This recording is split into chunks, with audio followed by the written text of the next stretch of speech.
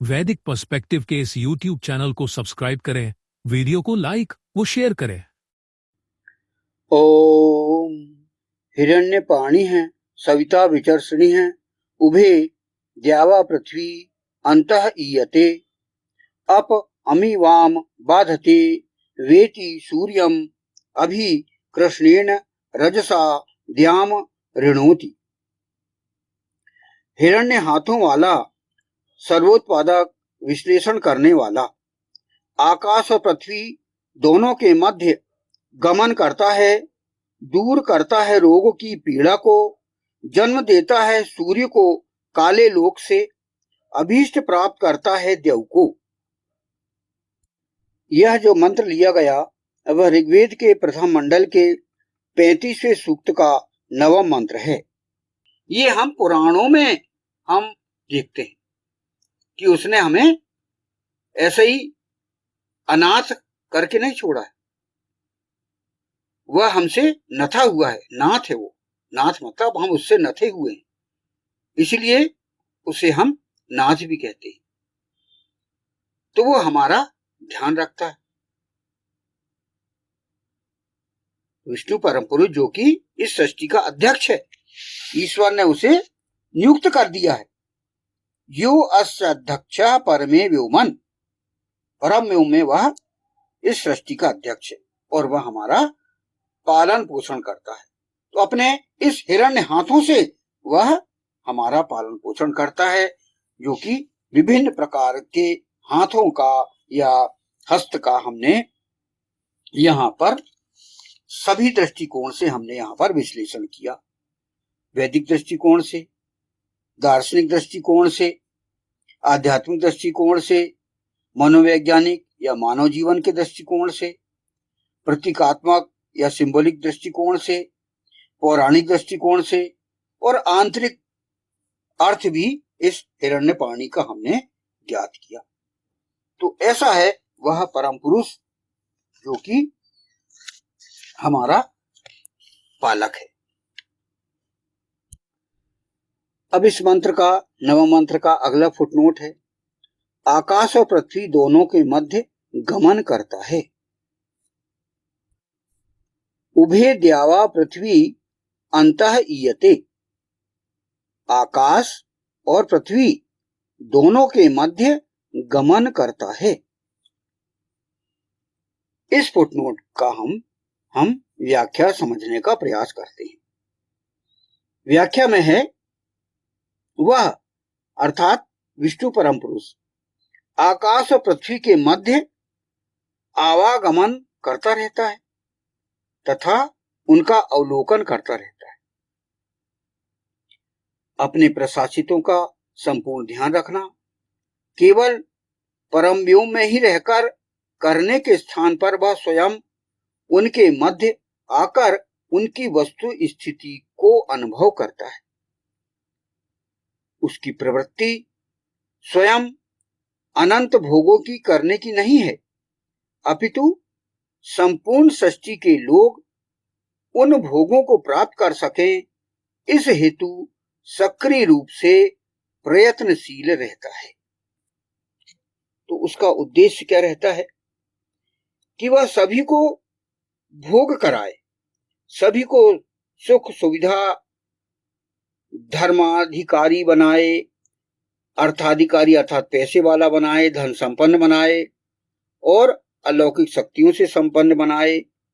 जिस प्रकार वह स्वयं है, वह सभी को अपने जैसा बनाने के प्रयास करता है। बस व्यक्ति ही अपने मेहनत कितनी वो करता है,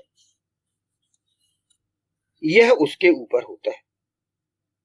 और वह अपने परम व्योम में बैठ के ही नहीं वो रहता, बल्कि सभी को वह आना जाना करते हुए वह सुविधा देता है।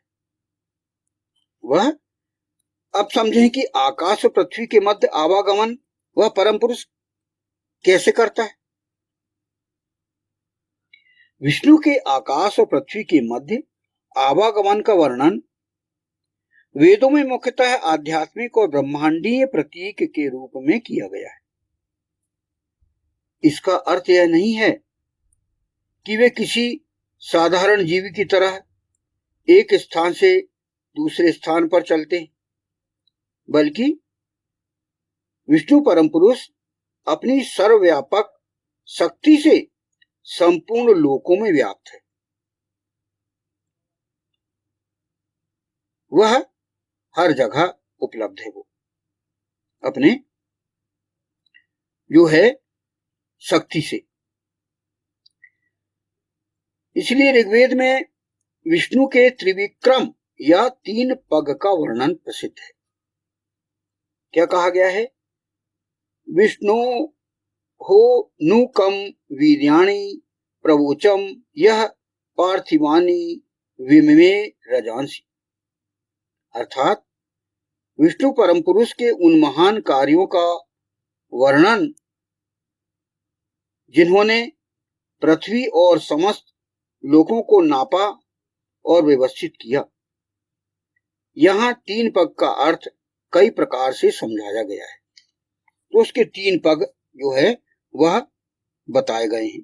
जैसे कि हम जानते हैं कि सतयुग में राजा बलि जो कि अत्यंत दानी था, उसकी इस दान शक्ति को नियंत्रित करने के लिए विष्णु परम पुरुष ने वामन का अवतार लिया और उसे 3 पग में ही पूरी पृथ्वी और आकाश और पाताल का जो है नाप लिया और उसे एक शिक्षा दे दी।